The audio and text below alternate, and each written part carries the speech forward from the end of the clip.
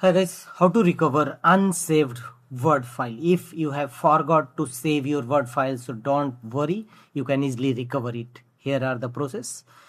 Launch any Word file in your system, Windows 11 or 10 system, and here open any Word file, and here from the top left corner click on File.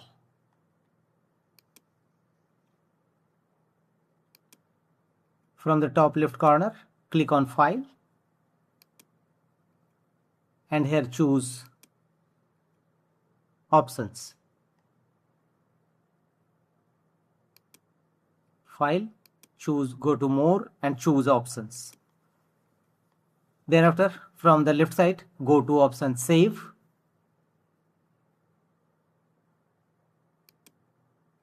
And here you will find Save Auto Recover Information. You can choose minimum time limits, that is 1 or 2 minutes.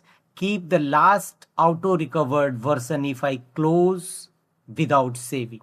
So make the check against all these options, and auto recover file location you may choose here as per your desired location. Simply click on browse and choose a desired location where your unsaved auto recovered Word file will be saved.